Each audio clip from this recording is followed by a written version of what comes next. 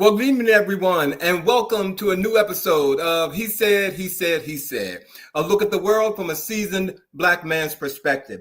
I'm your host, Alvin King. Welcome to another live episode, ladies and gentlemen. And tonight we are going to get newsy with all of you. How you doing, Michelle? Thank you for joining the show tonight.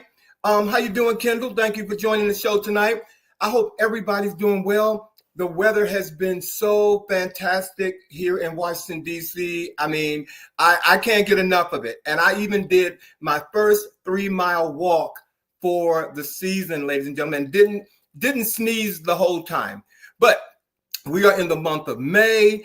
Mother's Day is coming. Let me see. Memorial Day is coming.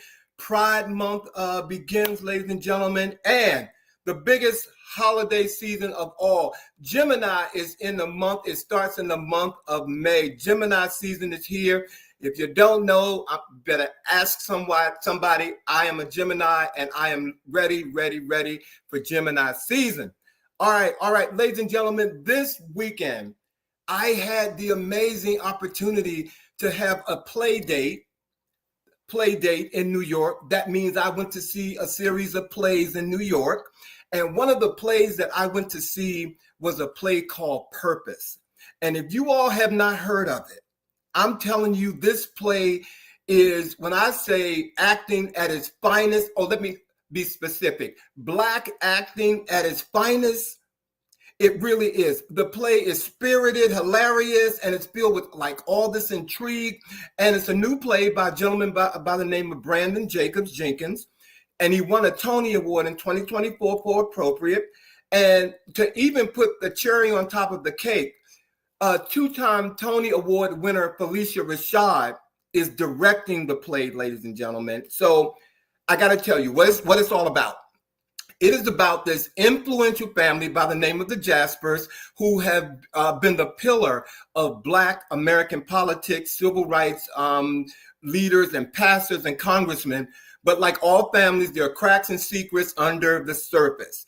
And their youngest son comes home and he brings home a friend of his, and it's not what you think, but he brings home a friend of his and all hell break loose. And I mean, the play is the literal bomb. And I got to tell you, I have to look at my phone for it to share this with you all. This week, because the Tony Award nominations are out, it has been nominated for 6 Tony. It has 6 Tony nominations, including Best Play, 5 Outer Critics Circle Award nominations, including Outstanding New Broadway Play, 3 Drama League Award nominations, including Outstanding Play of a Production of a Play, and 2 Drama Desk Award nominations for Outstanding Play. Please, if you get a chance, go up to New York before it leaves in July to see Purpose. It is worth it. And one last caveat is at the Helen Hayes Theater, and the seats are about this big. And I'm telling you, you might have to shift yourself a little bit, but it's worth the 3 hours that the play is running. All right. Also, this week, the Trump-controlled Kennedy Center has canceled all of the 2025 World Pride events, according to the Associated Press. And the Capital Pride Alliance confirmed that it has been forced to cancel parts of its Tapestry of Pride program, originally scheduled to take place from June 5th through June 8th at the Historic Art Institution, and relocate some of the World Pride Welcome Center. Now, in February, as you know, Trump announced that he intended to fire members of the Kennedy Center's board of trustees and install himself as the chairman, and said that because of recent drag programming. But days later, Trump named Richard Grenell, an out gay man. Let me repeat that. An out gay man currently serving in the newly created role of Special Presidential Envoy for Special Missions. And he said, as the Kennedy Center's interim head, Rick shares my vision for a golden age of American arts and culture and will be overseeing the daily operation of the center. No more drag shows or other anti-American propaganda, only the best. My point with sharing this with y'all, other than Donald Trump is a moron, is that a gay person he put in charge of doing this. All gay people aren't alike, ladies and gentlemen. Don't think that we're fighting for the same cause. Okay, I just want you all to know all gay people are not made the same. Just know that. Okay, this was absolutely ridiculous to me to hear that this gay gentleman who's running this shares the views of Donald Trump's, who could care less about his fundamental ways and beliefs or life. It just really gets under my skin. But as they say, the show must go on. And before I bring the guys on, I got to share with you something that for those of you who weren't here last week, he said has had the honor of being added to the lineup of some of the kickoff events associated with the World Pride. And the Mayor's Office on LGBTQ Affairs are hosting an organization in conjunction with Seabury Resources for Aging. And they are hosting a Silver Pride event on Wednesday, May the 21st here in Washington, D.C. at the Eaton Hotel. And he said, are going to host the red carpet. So the first faces you see when you walk into this event, and I do want you all to come to this event, and I'm asking my producer to put the website up so you can register and come to this event. Is going to be great. I mean, they're going to have food and music, dancing, and a lot of community connection. And it's for us. It is for us, the seniors, I'm not saying senior citizens, seasoned silver folks like me. And I want you all to come. So if you all can be there, please come, because this is an honor for them to call and have, he said, be a part of it. Well, again, that's the website. Go to the website and register if you can come. And one more thing, for those of you, it is from 4 to 7. They're calling it a tea dance. Some of you who've been out here a long time, you all call it happy hour, whatever. Come down and join us and come on the red carpet. So he said can entertain you. All right, ladies and gentlemen, we have a Let's Get Newsy show that's action-packed. And if you all are ready, let's get on with the chat.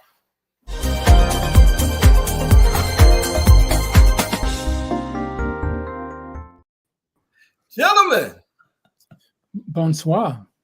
Oh, look, he's speaking all different kind of languages when he comes on. Yeah. You were talking red carpet and all that, and obviously he's just kind of like, feeling it. Oh, Lord have mercy. Good, happy Friday, gentlemen. TG. Happy Friday to you two beautiful men. You guys have a great week? Yes, and happy Cinco de Mayo weekend as well. Oh. I think is that this weekend or next week? Is this weekend? It is. Today is the 2nd, so the 3rd, 4th, so Monday is the 5th. There you go. Yeah. Does it start this weekend? I am. Oh, I'm gonna say you are. I was going to say because I'm getting off the street, because Cinco de Mayo brings out a lot of parties. It kind of reminds me of New Year's Eve for me. That there are people out there drinking and driving. I'm just like, you know what? I'm going to be all right at home. Yeah, absolutely crazy. Look, but we got some folks who have joined us. I already said hello to Michelle and Kendall. Rose is here tonight. Monica is with us tonight. Shawn, thank you for joining us. Michelle Sims, girl, how you doing? How you doing? Welcome back. Let me see. John Reed is here. Thank you, John, for coming back. John, you were so good last week. I'll hope to see you online. I'll tell you about that. But thank you for being here tonight. I was so excited about this red carpet opportunity you talked about, though. That I'm really excited about that. Silver Pride and being able to celebrate and make visible, seasoned members of the LGBTQ community. It's exciting, and doing a little red carpet, is going to be a fun adventure for us. It is really something that, and just real quick, because I've been keeping it under wrap with even you guys, because when they called, the event was already done. So they called and said, we wanted you. And I said, okay, what are we going to do? And they said, well, what would you like to do? Now, you know me, Bobby. Don't put me in an empty saucepan, okay? I'm going to cook something up. And so... Yeah. And so the opportunity was there. So I'm really excited about it. I'm really excited about it. And it's an honor, because this is the first time that come on, the mayor's office has asked us to be a part of this. This is like, we're gonna have fun. It's gonna be a fun time. this is fun. This is fun. But I'm glad you guys have had a good week. You look like you've both been sun-kissed. So, I can't be mad at that. But again, our Let's Get Newsy show, ladies and gentlemen, news has been coming in by the minute. Okay. And so our writers just got tired and just told us, here, take the script and go for it. Okay. So just want y'all to know. But one of the top stories right now actually happened last week. And it's about the White House has been accused of intentionally using a black and white filter on images of Donald Trump and Melania at the Pope's funeral to hide a disrespectful decision by the president, who showed up in a blue suit. Now, Trump and the First Lady are rarely seen in public together, but put on this united front as they attended the funeral in Rome. The couple made a rare display of affection as they held hands while they were walking through St. Peter's Square. Look, you see how I changed my tone a little bit on that. And Melania looked as stoic as she could possibly look to get through that, ladies and gentlemen. But, okay. I do have a question for all the viewers, and you all can weigh in. And Bobby, you guys, please. What was Trump's decision to wear a blue suit, you think, to Pope Francis' funeral disrespectful, or are people reading too much into this whole, level of fashion choices? What do you think? Well, I'm going to go ahead and start and say that I think that he just has some memory issues and therefore wasn't sure about what color he was wearing. Wow. Okay, then. Well, what I will say to you is that I think we are all well aware that leaders of this height of a position of leadership, particularly on the global stage, the presidents of nations, leaders, world leaders have handlers, so to speak. Like nothing is very little is left to spontaneity or serendipity. Like you're going to be on a world stage, and there are people whose job it is to advise you on what is appropriate protocol and different situations. So it's not like he went to his closet, picked out a blue suit, like everything is very orchestrated and planned when it comes to this. Everyone knows the world would be watching this ceremony. But we're talking about a man who is a narcissist, who is going to do what he wants to do irregardless. Absolutely. So that's where I'm leading, is that I am sure, without question, that there was someone within that circle that said it is appropriate under these conditions to wear a black suit, particularly at such a high level funeral. As you could see everyone else wearing, and you saw Melania had on black as well. Yeah. But as Shawn is indicating, this is someone who's like, I want to do what I want to do, and of course that's what. And he was the only person of that level of leadership who was out of sync in terms of protocol and being respectful. So he chose to go his own way, and I do see it as an act of disrespect because it's a high level and it's a very religious space in which he entered, and he just went on his own way. So he's a hot one. Well, one more thing. Do you think the White House decision to use a black and white filter was intentional attempt to mislead the public, or just a stylistic choice for them? I think deception is the normal protocol for this administration. I mean, when you look at people who have been sent out of the country inappropriately, and then all of a sudden you see, what seems to be photoshopped tattoos to try to say, see, he is a person that we said he was. Like when your administration is known for terminology that did not exist prior to it, such as fake news or alternative facts, delusion. Right. Yeah, so that's my take on it. But I will say to you that the suit choice was not the only issue that arose from their presence there at that particular service. In fact, there was also a distinct difference between the community's response to the arrival of many of these world leaders. In particular, it was noted that Ukrainian President Zelensky when he arrived, received literal applause. Like people were honoring him and the way that he is representing and standing up for his country, in comparison to the dead silence that the president of the United States of America, often seen as a global world leader, received little to nothing, literally. And people were making comment to it and saying that, while Zelensky was greeted with a spontaneous round of applause, our president in his blue suit at Pope Francis's funeral received nothing. And that is a quote from a post. So 0 for our president and a literal round of applause for Zelensky. So what does that say to you guys in terms of, again, the place that America holds now on the stage in terms of being a country that has for many decades been respected as a world leader? What does it say to you? It says to me, first of all, people in other countries outside of the United States, they see us and they know that we're in trouble. They know that we have the wrong person leading us.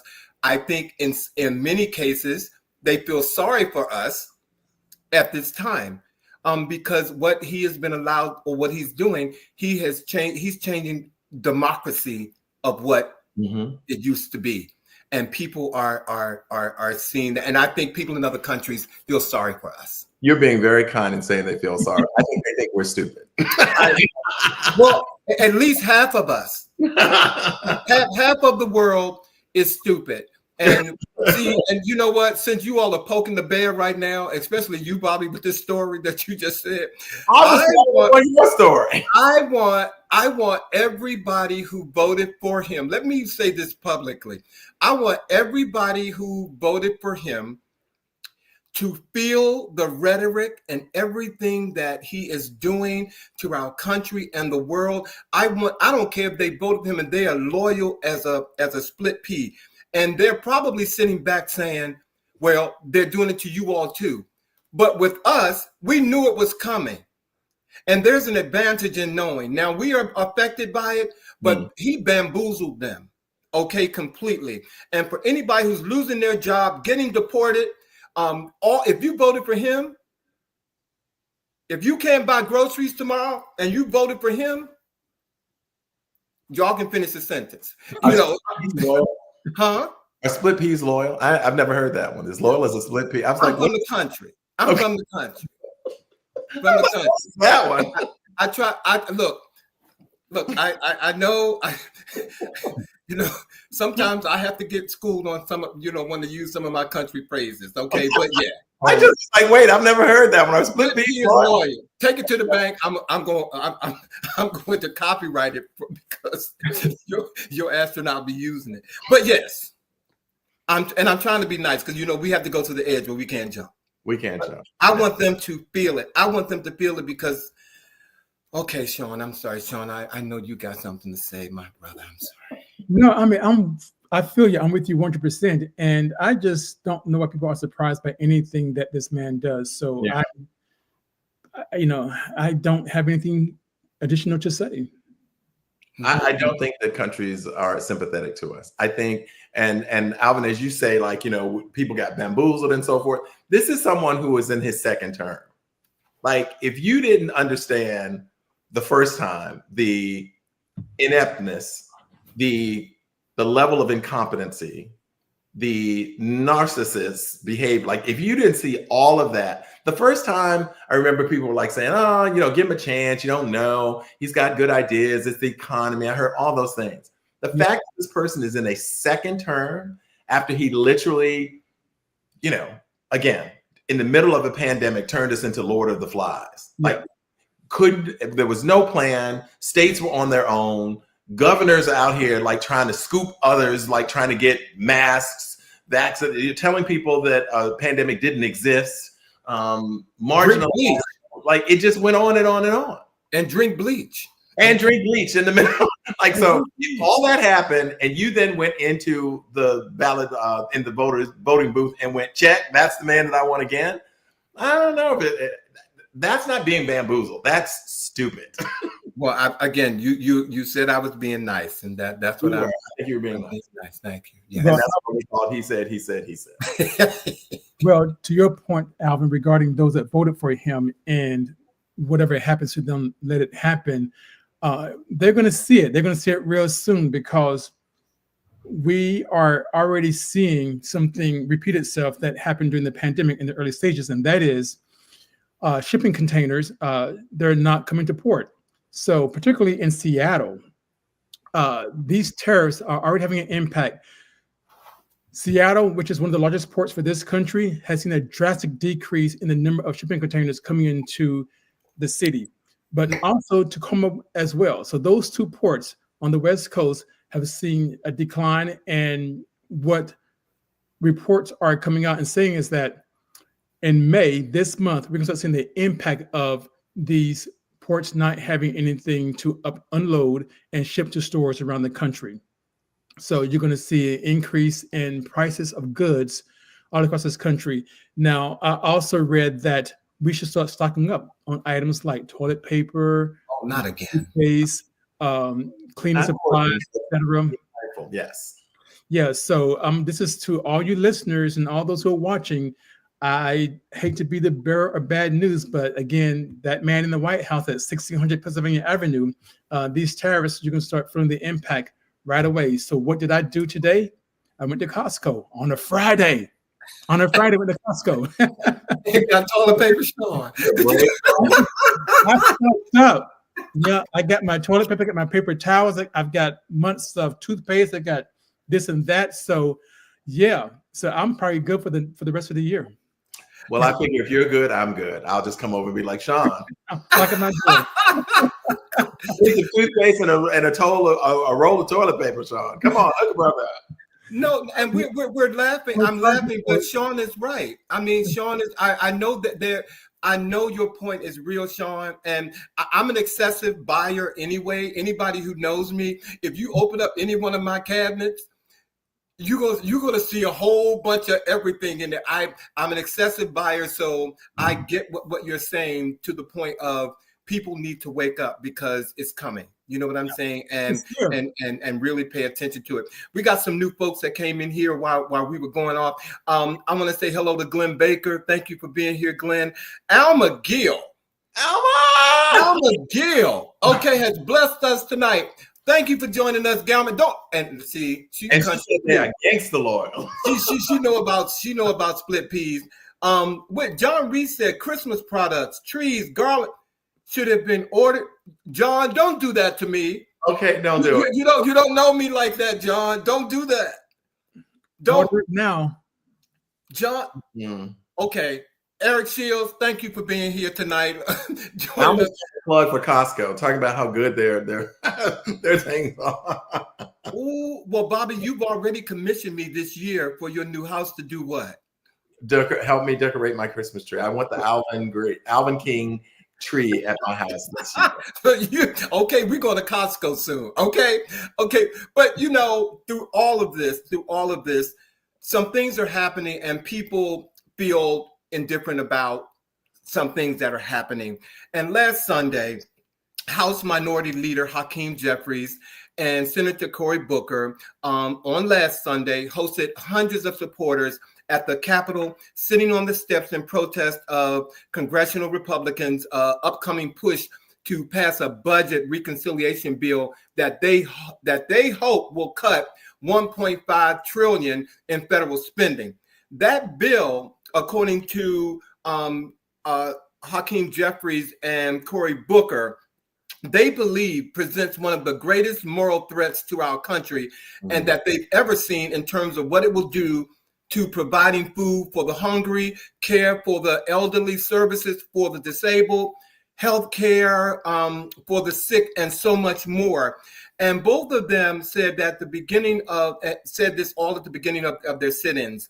And Democrats for months have warned the House Republicans' budget blueprint will lead to over $880 billion in cuts to Medicaid, a federal program that provides health insurance and provide insurance for low income Then get that out.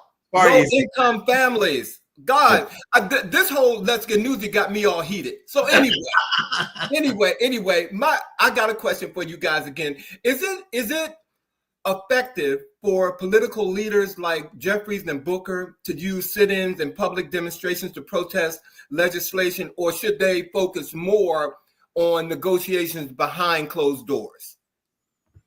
Well, let me say this. No disrespect to either one of the gentlemen at all. I do respect them, but for Hakeem Jeffries, he is still a puppet of Nancy Pelosi. She's pulling the strings. So I don't want people to think that he is independent of his actions and his thinking. Maybe I'm wrong, but I don't think so. And with Cory Booker, he's a senator, and the Constitution is set up for him to have a little bit more power, if you will. Now, he did filibuster, as we know, last month, a month and a half ago, but it's not enough. They keep talking about this country being in a dire straits in terms of the Constitution. They kept repeating that before the election. They kept saying, this is about saving democracy. This is about saving our country. Well, what are you doing to actually save our country post the election? Sitting down on your ass is not much of an action. But do you really believe, Shawn, that they're sitting down on their behinds? I almost went down your road. Because, at the end of the day, my question to you is, what can they do? What, in your opinion, what can they do? Being that they can use the tactics that the Green Party has, that the Tea Party used back in the day. They can use the tactics that MAGA is using in terms of disrupting the process, if you will, to hold hostage the Congress on both sides, the House and the Senate. They can do they can put forth crazy legislation just to hold things up if they chose to do that. Okay, they can be more adamant about protecting the budget of DC government so that we don't lose $1.1 billion out of our current budget, if you will. But they're not doing any of that. They're doing these passive actions, if you will, that really isn't exciting anyone in the base of the party.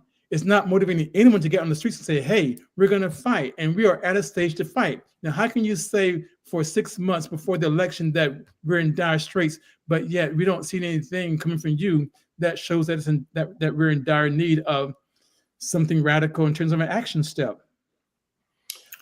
I have to echo what Shawn is saying. I do believe, I believe that there is an appropriate combination of the two. I think that there is significance in holding a visible sit-in and working together. I don't think it alone is enough. I do agree with Shawn in that the opposing side has shown almost masterful tactics in terms of holding things up, blocking things, making sure that they have press that allows them to constantly get their message across. And it's not the norm for this party, but I think that dire circumstances require dire tactics. And I do believe that, as Shawn was saying, if you believed that the election of this person was going to put in jeopardy all that we know, then you already that's when you begin strategizing for the plan B, and how do you then kind of counter it? It just feels like they're still kind of sitting around going like, so how do we do this? It's like, well, you knew he was coming, so like you should have had some plan. But I agree, galvanizing people is really important. I think we should take this show and they should put it on a green screen or somewhere in Congress, because obviously I agree with both of you. And that's why I wanted to bring this up, because I knew the other two, he says, we're going to have something that they needed to say that you all needed to hear. Eric Shields, you said something a little while ago, Eric Shields. Democrats need better messaging. They need to be on podcasts, social media, and set up advertisements broadcasting their wins and how the actions of MAGA is truly affecting us. They need to be as vocal as the truth as MAGA is with their lies. Come on now. It's like I'm seeing some of these commercials that just randomly come on talking about how this president is doing this, and it's nothing but it's a commercial. And like, campaign season is over. It's propaganda just being put in front of us. I agree. And, Well, and people should hold on. remember, and folks should remember, that's what the Germans, that's what Hitler's people did in the 1930s that led up to the Second World War. It was a slow rollout of propaganda and controlling the media, et cetera, and so forth. I'm not saying that's going to happen here in this country, but that's what they did. Yep. We've seen it. We've seen it on the global stage. And that is why, Alvin, I'm like saying, I don't think people feel sorry for it. They think we're stupid. It's like, you've seen this. This is a perfect example of something you've already seen in another place. Yep. Well, one of our viewers, John, said, please explain. And because I didn't expect this to go this route, but John said, please explain how to block something when they don't have the numbers to hold up anything. But see, that's the thing. People forget that for a long time, the Tea Party, they didn't have the majority. These Republicans did not have the majority in Congress or in the Senate, but they were still able to hold up legislation. Okay, it really doesn't take but one person. I mean, again, let's use Washington, D.C., the city itself as an example, how one person has put forth legislation basically to remove $1 billion from D.C.'s budget. That's one individual that has done this. And he's a Republican who doesn't even live in Washington, D.C. So that's how we do these things. They've got to, be Mike Tyson. If they punch you, bite the ear off. Right. Yeah. And if the numbers alone aren't there, again, it's like, then how do you strategize? You provide opportunities and evidence for people that what they're being told is not actually true. You've just got to put it in front of them in very tangible ways. You've got to show up to these town hall meetings. You got to show up in states where they've been led to believe that the factories were going to open again and jobs were going to be there. And it's like, okay, have the factories opened up for you again. Mm-hmm. And most importantly, they can't be afraid to make people mad and not like them. Right. See, and that is part of the Democratic Party's MO that I can't stand. You got to piss people off. We're going to go to one more question from Alma Gill. She had a statement right here, so we can move on. Alma said, I think they are on social media. I think they are trying to get MAGA word out. I think the constituents of MAGA are louder, and actually Democratic constituents need to yell louder. We all know what group needs to get upset and do something about what's happening, and it isn't the group that we are a part of. Amen. Amen. Amen. They need more Jasmine Crockett's out there, and they need to also realize that if you've been serving for 40 years, it's time for you to pass the baton to younger people. Yes. Well, all right, guys, we're gonna keep it moving. See, all right, okay. So I wanted to talk about the fact that people are questioning also. We were talking about the attack on democracy, that Black history also is being attacked in a variety of ways. And one way that has garnered a lot of attention of late is the speculation that the Smithsonian would be removing historic civil rights artifacts from the museum. And so last week, a report from Black Press USA suggested that the Greensboro lunch counter display, a centerpiece artifact from the civil rights movement, would be removed from the National Museum of African American History and Culture. The report quickly made waves as many expressed anger and concern, especially given today's political climate where Black history is constantly being under attack. Now, adding fuel to the fire, civil rights activist Reverend Amos Brown told NBC News here in Washington that he was recently notified that 2 artifacts that he had loaned to the museum would be returned to him, even though he hadn't asked for them back. Now, what we've also come to understand during a little bit of research is that there is a rotation schedule for some artifacts. Some are part of a permanent collection, and some artifacts were loaned originally under the expectation that there would be a rotation and that the owners would be contacted to see if the museum was able to maintain the artifact, or would the owner like it to be returned. So, but just the thought of hearing that something was going to be returned was very troubling to a lot of people. Now, according to the Smithsonian, they responded on Monday morning saying that the Greensboro lunch counter, where 4 Black students staged a pivotal protest during the civil rights movement, nor the stool are expected to be returned. That is what they are saying right now. The reality for me is that I don't trust any of them. I think that there are deals being made behind doors. I think that we would be foolish to believe, given all of the other executive orders and other things that we're seeing, all of the national websites around museums and so forth that are being mandated to erase and remove historical facts, not just ideas, feelings and opinions, but actual facts, I'm very concerned. I think that museum in particular downtown is under siege. I think the whole removal of the executives who oversee it and did so with love and care, and that the vice president now being the person overseeing the running of that museum, we have every reason to be concerned about the maintaining of what I believe, and I've said to you guys many times, are sacred artifacts of the American history that are a part of Black history, that are Black history, I should say, but are a part also of American history. We have reason to be concerned. What do you guys think? I'm concerned. I'm concerned, and I'm sorry. I wish I had more to say other than I don't believe anything. I am not. I believe that they will do anything, absolutely, to erase anything about our history, absolutely, including setting fire to that building if they could. Alvin, God, I'd let it never happen. But I'm just saying what they're capable of. I agree with you, because one of the things that people have said is, I've heard people go like, well, don't they realize how important this is? And absolutely, they realize how important it is, because to be in that, you cannot be in that museum and not be reminded of the strength and resiliency of the people who overcame obstacle after obstacle after obstacle. You understand the power of it. And so that is why it's trying to be diminished and erased. But here's the thing. And like I said, there are exhibits in that building that I was a part of. Those people, those times, those moments. So you can't tell me that it didn't happen. Right. Here's the thing. I'm sorry, Alvin. I apologize. But here's the thing. They told us a long time ago that they want to get rid of things like critical race theory. They told us they don't like the fact that the word slavery is in some textbooks, particularly in Texas and Florida. So should we be concerned? We should be greatly concerned. Absolutely. Absolutely.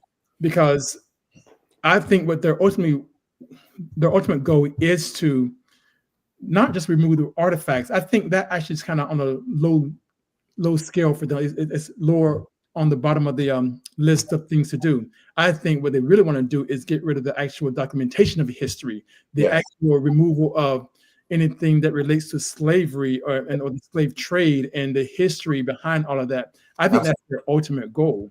Yes. And because a significant portion of the operating budget is federally funded, I think about a third of it, and it sits on federal ground, land. That's the issue that allows a certain level of control. It would really call upon the larger community to be able to replace that. If they decide they are going to pull that 1/3 of the funding of the museum, it would then call upon us as a community to rise up above and to be able to support the operating budget. But I still think the greater concern revolves around who is being placed to oversee it and who they actually appoint to actually work on it, work on the museum on a day-to-day basis. Yeah. Well, and I'm going to this note just came to us from our producer. So about this matter, it's important to note that a significant percentage of the operating funding for the Smithsonian Museum of African American History comes from private funding. So with that being said, that for them to go in and do what they're doing is not only, in my opinion, from what I understand this to mean, it is illegal. It is just not something that they can go in and do. But then again, I've seen stranger things happen. Yeah. So they're not able to withhold the federal funding, and they have control over, again, just like any of us who are residents of the DMV and the district in particular. You understand, you may own your house, right, but you don't own the land. You don't own the land. What happens to the land? And that building, it's on federal land. Amen. All right, And it's, let's keep it moving because we go let's keep it moving because ladies and gentlemen, we got newsy for y'all this week. But see, y'all in tune with us tonight. Y'all trying to make us go overtime, and I love you for it. We got more news to give you. We still need you. all right, but I have the next story, and again, this is another weird person. So this is regarding Elon Musk. So this is from Politico. Regarding who? Yeah. So we all know about his weird behavior, but this is very recent. So Elon Musk joined President Orangeman in an interview with Air Force Secretary nominee Troy Mike, according to Mike's own disclosure to Congress, a highly unusual move that raises serious conflict of interest concerns about the space mogul's role in the selection process. The previously unreported detail appeared in Mike's written answers to the Senate Armed Services Committee and was obtained by Politico. The disclosure is significant because Musk has billions of dollars in national security and defense contracts at stake as CEO of SpaceX. This includes Pentagon launch contracts, satellite systems, and the Orangeman's purpose missile defense shield known as Golden Dome. But his involvement in the personal decision for a top Air Force post marks a new level of political reach for the billionaire entrepreneur and a potential breach of ethical norms that discourages contractors from influencing leadership decisions in agencies that oversee their contracts. This goes to two men and their abnormal behavior. There is no potential breach of appropriateness here. This is completely a conflict of interest without question that anyone can see. Like, there is no question that he should not be involved in any way because he stands to benefit from whoever they appoint. Like, it's as the old folks used to say, Stevie Wonder can see that this is a conflict of interest. Yeah. Well, as many people that are, that are on Capitol Hill, like you said, can see that this is a conflict of interest, they are trying to band together to impeach Donald Trump for, was it a third time, right? Because he's been impeached twice, right? Multiple times. Two articles of impeachment. So they're putting out now a third. They're trying to impeach him for the third time, and a trio of House Democrats have asked to be removed as co-sponsors of a resolution to impeach him. And they are Kwanzaa Mfume, Robin Kelly, and Jerry Nadler. They signed on as co-sponsors of the Schreinator's impeachment resolution. But this week, they went to the House floor and asked for their names to be taken off the legislation. The House clerk granted their request because spokespeople for Kelly and Mfume, Quasi Mfume, said the lawmakers initially signed on to the effort because they assumed it had been reviewed by leadership, but they found out that it had not been. And when they found out that it had not been reviewed by leadership, they thought it was going to be an uphill battle to impeach Donald Trump. And they said, and plus it wasn't being organized properly. So they pulled out. So do you think that the House Democrats were right to withdraw their support from the impeachment resolution once they realized it hadn't been cleared by the party leadership? Or should they have just stayed and fought it out? Where was it going to go? I mean, again, we just spoke about, action steps, and come on, do the math. I mean, that was one reason why, again, Nancy Pelosi, one reason that she was able to be so successful is that she was able to do the math. She was able to count votes before an actual vote took place. And so for them to even put this out there, really, oh my God. Well, yeah, I know, but again, I got to go back to what we were talking about earlier. You got to do something. I mean, and I know you ran down a litany of things that they could do, Shawn. You did. And thank God we have you on this panel because, nobody knows it. Let me stop. I can't sing it because they'll just take us off. But yeah, and there are things that they can do. But, that even in this matter, these three lawmakers said something ain't right. Something ain't right. And you're not going to attach my name to it. I do have some respect for that. Like you got to be thoughtful and strategic, but it does beg the question: when they signed it, did they do their research to figure out what was going on before they signed it? So don't make me throw a shoe at you, Bobby. Okay, political. We are very political. Like, and I don't want our listeners and our viewers to think that the only thing we're going to talk about is politics right now. No, we're not. And you all know I don't watch any of the housewives of any of those cities because I think, in the words of my friend Michi, she often says that they are thugs in cocktail dresses, is what she often says. But I did get some wind about a brawl, and I mean a serious brawl, a massive brawl that erupted on a Carnival cruise ship. Okay, landing 24 people on a do not sail list. Carnival said, we will not tolerate such behavior, and 24 people have been placed on our do not sail list. Now, apparently what happened was a massive brawl following a Carnival cruise has resulted in these people being on this list. Now, the incident occurred inside a cruise terminal in Galveston, Texas on Sunday, April 26th. Passengers had just disembarked after a 7-day Western Caribbean cruise on the Carnival Jubilee when the fight broke out. Now, the footage shared by Facebook shows a group of rowdy passengers crowded around in what happens to be a baggage claim area.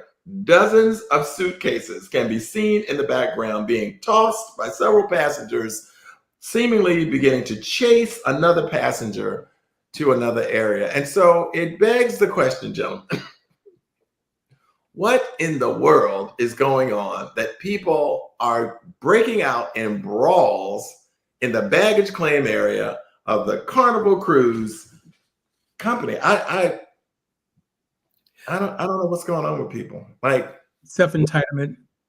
You said what? Self-entitlement. I don't know what it is, but I don't go on a cruise to relax and have a good time and then get into a brawl at the baggage claim area. Can I ask our producer to please pull up that middle? There was one picture that you put up. I just want our viewers to see that so I can make my point for a minute. Can you put that picture back up? To go back. Yeah, keep right here. That would be. Study this one. Study this picture carefully, ladies and gentlemen. If you can't see it here, go home and blow it up. But study this picture here and see who's in this picture. Who's responsible for the brawl? What are you saying? Not only see who's in the picture, see who is not in. Who is not in the picture? And I rest my case. That's all I'm going to say. There are better things to do when you're going on vacation to act the fool. And I'm glad that there's no room for people to say, "Oh, they're They're having a mental breakdown. They're having trauma." You know, you're going to say mental illness has something to do with it. No. So I'm going to need your cousins. I'm going to need your cousins to be better. Is all I'm going to say. Right. Not my cousins. I love going to Colombia, South America, and I'm really concerned about one of my favorite places to visit right now because they're having a health issue in Colombia. So, really? So Colombia's health ministry yesterday declared a public health emergency owing to the circulation of yellow fever in several regions of the country. In a statement, officials said that since September 2024, the country has recorded 75 cases, 34 of them fatal, for the case fatality rate of 45.3%. Cases have been reported in 9 departments through most of the Tolima, located in the Andean region of the west central part of the country. The deaths were in 8 districts, most of them in Tolima. So I love Colombia. I've been to Cartagena, I've been to Medellin. No cases there as of yet, but the government there has been very proactive at getting the residents, the citizens of the country vaccinated against yellow fever. So if you still want to go to Medellin, Cartagena, Bogota, you should be okay. But when you go on those excursions, out into the countryside, you might want to get your yellow fever vaccine. What worries me more than anything is it coming here because we don't have the kind of leadership in terms of our health and human services that leaves me with any confidence that should there be any level of a breakout here, that we would be covered with intelligence. Like, that's what concerns me.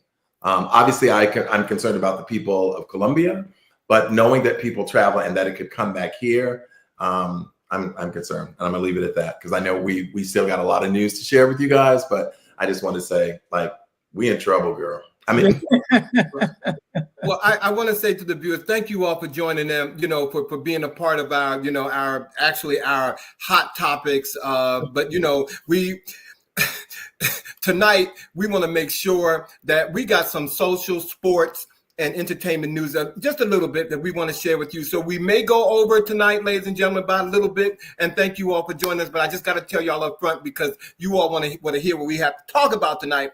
And I'm going to move right into the sports, social, and entertainment news. And I'm going to start off with, I love my Philadelphia Eagles, but this week, running back Saquon Barkley is getting heat, ladies and gentlemen, because hours before the White House visit this week with President Trump, the Philadelphia running back Saquon Barkley responded to backlash on social media after he was spotted with the president on Sunday in New Jersey.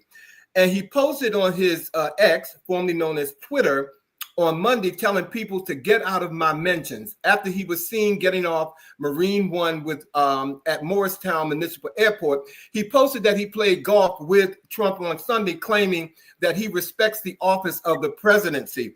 And he, in the same breath, had the goal to say he mentioned playing golf with President Obama in October 24, as if the two playing golf with these two different people, just because they were president, meant that he's all American and he's about presidency.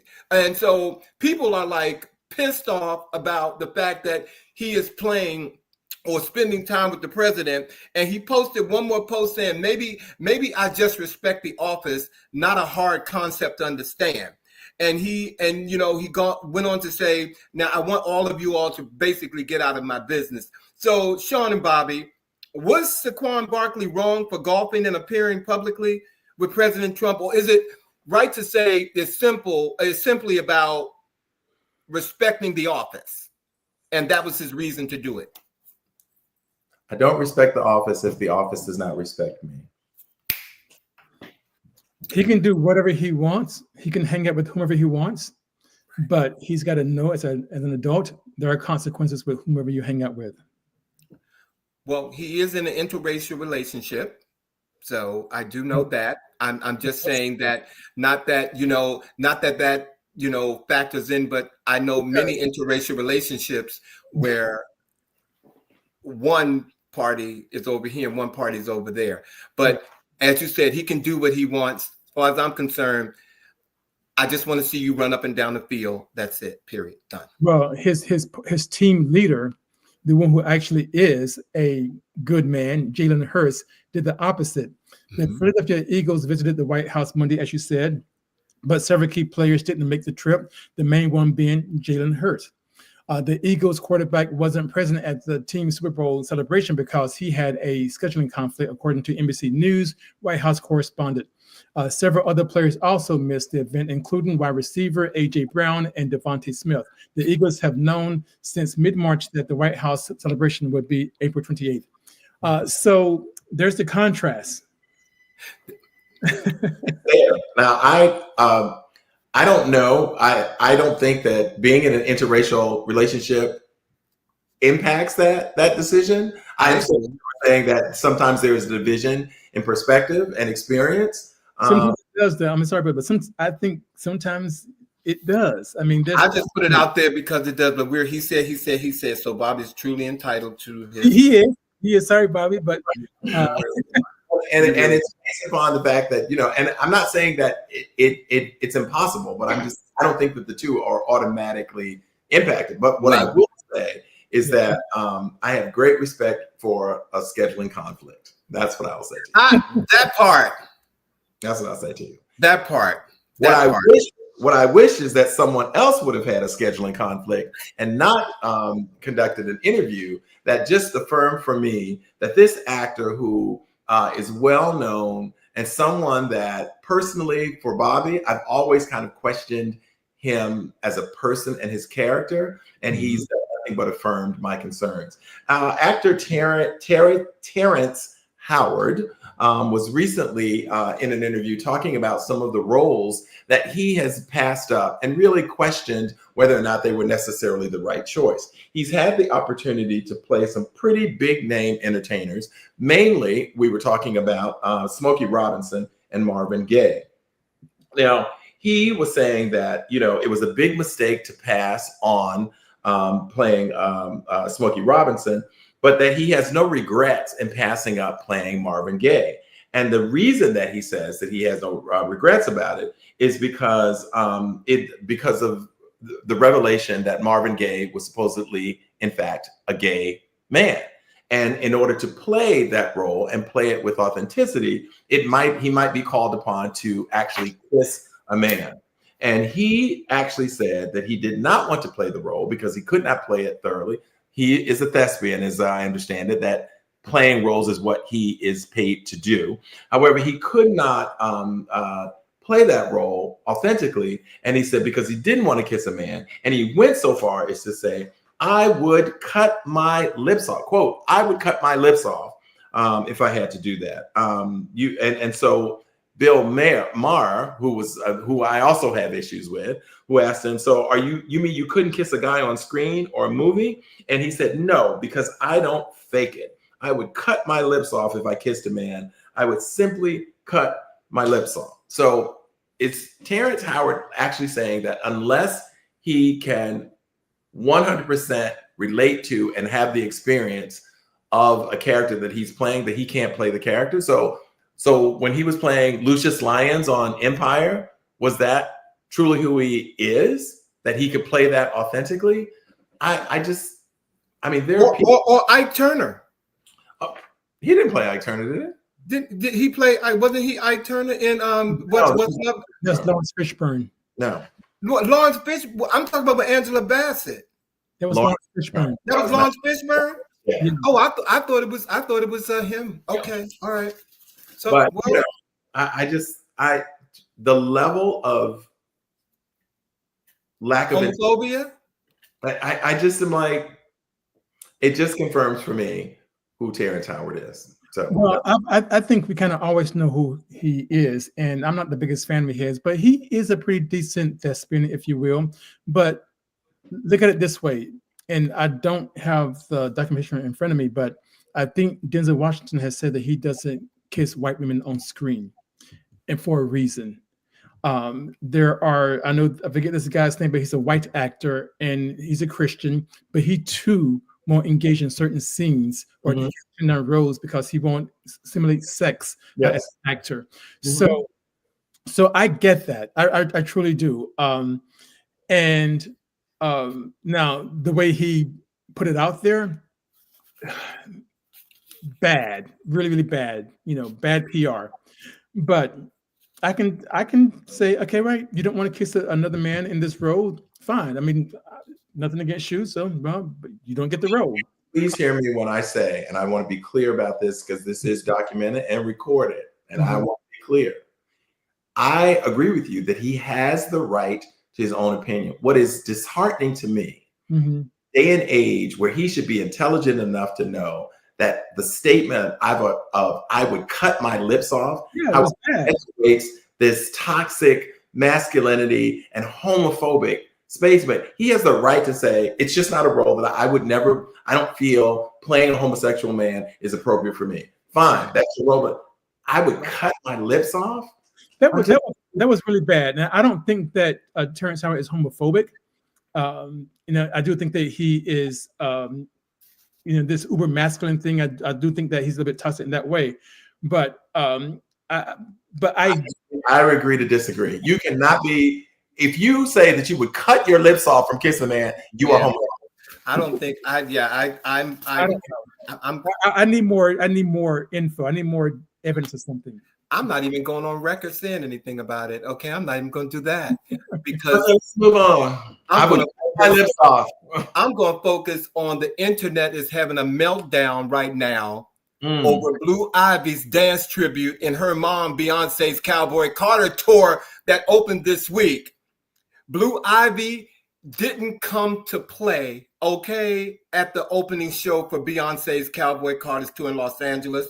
The internet, for one, has been losing its mind, you guys. The first show for Beyonce's Cowboy Carter tour took place this week in Los Angeles, and you don't really need more than a scroll on social media to see that it was a certified banger. The sold-out Sophie Stadium was just booming with Beyonce stands.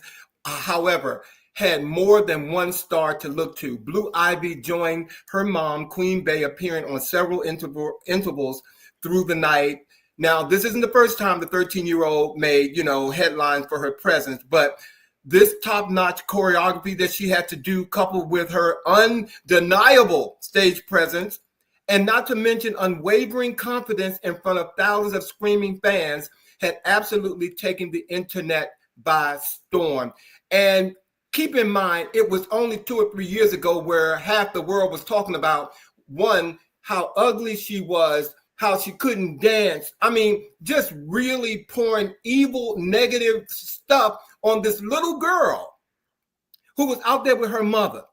So Blue Ivy, kudos to you, first of all. Kudos to Beyonce. Kudos to just the whole family image that she's putting out there with bringing her kids on, on her show.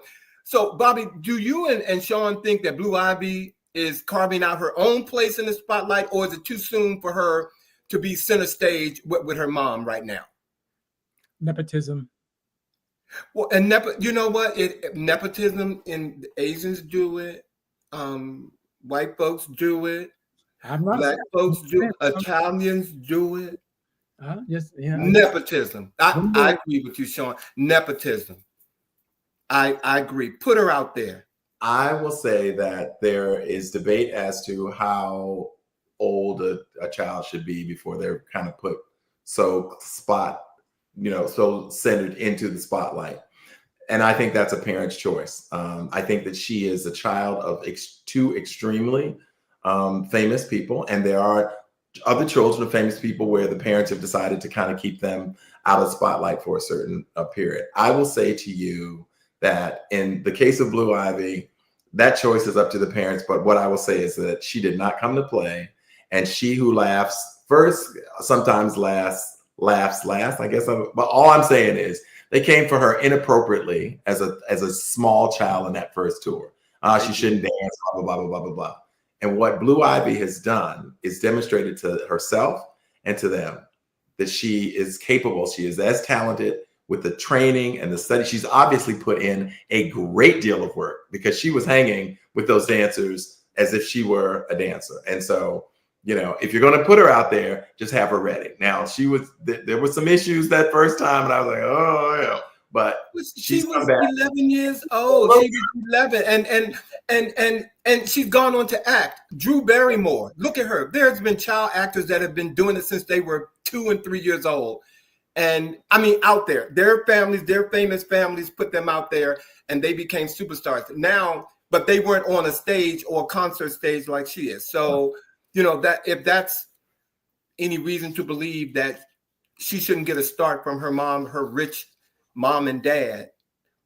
Well, if there's any stage she's going to be on, I'd say be on that one with your mom. I say be on that. Kudos to the Carter family. Kudos to Beyonce for putting that whole family. The word I'm trying to that whole image of her bringing her daughters and stuff out there. Seeing the legacy right in front of you. I loved all of that. I love that. Well, okay, let's keep it rolling. Keep it rolling. So what else? We gotta look. What? Bobby, I'm sorry. I know that there's a, what do you call it? There's another big award show, Bobby, that's coming up, and I know we were talking about it today. Met Gala? Oh my goodness, huh?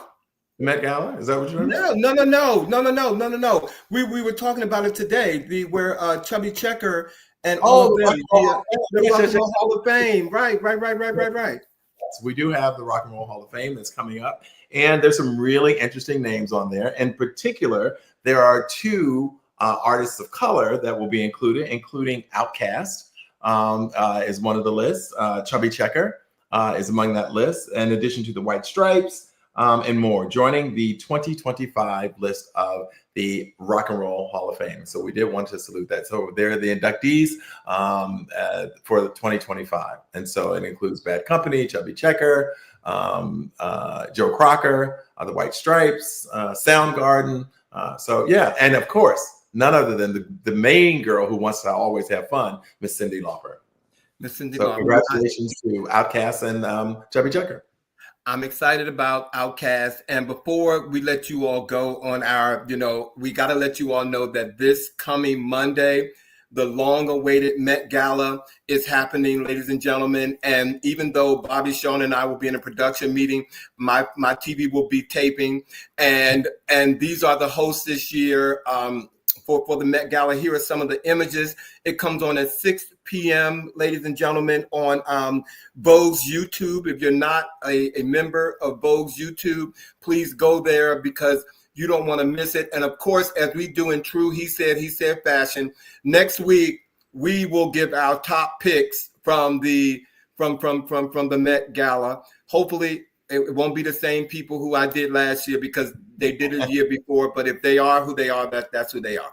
But this is LaRoche. He styled all of the looks for the Vogue magazine issues. And so I am really excited about this show coming on. But this week on Monday is the Met Gala, ladies and gentlemen. And thank you all. Thank you all for joining us tonight for our Let's Get Newsy. We really, really appreciate you. Yes, Bobby, you were going to say something? I'm sorry. I was just going to say, I am on the hunt for that issue of Vogue. I've been looking for it. So if anybody sees it, let a brother know where I'm not asking you to get it. I will get it, but I'm on the hunt for it because I cannot wait. I've seen some of the previews of that photo shoot, and I want it to be a part of my collection. I just think it's going to be a beautiful. So if you're out there and you know where Bobby can get the Vogue issue, Met Gala issue, I couldn't find any in New York. So when I was there, I'm not asking you to look for it because I know you ain't going to be looking for it. Who, me? Sean. Oh, I was going to say Shawn. He's like, I don't know where it is. I ain't talking to you, Shawn. Well, ladies and gentlemen, next week is a very special show, ladies and gentlemen, especially for those of us who live in DC and around the world. But we are celebrating. We are celebrating the 50th anniversary of the Children's Hour for the Clubhouse, the legendary Clubhouse, ladies and gentlemen. And we will have the originators, the birth givers. We will have people who put the first stone, who put the first key in the door of the Clubhouse. They will be here to talk about that special event that will be happening on Memorial Day weekend, ladies and gentlemen. We are very excited about that. And again, thank you all for joining our live show tonight. And as always, we don't want to leave you without giving our words of the week, ladies and gentlemen. Thanks to Bobby. It's a full-time job believing in yourself. No days off. Not one. Not one. All right. Thank you all for hanging in there with us tonight. We really appreciate you. And we look forward to seeing you next week on a new live episode of He Said. He said. You guys have a good weekend. Thank you all for joining us tonight. Be newsy. Call me if you find that Vogue. Not you, Shawn.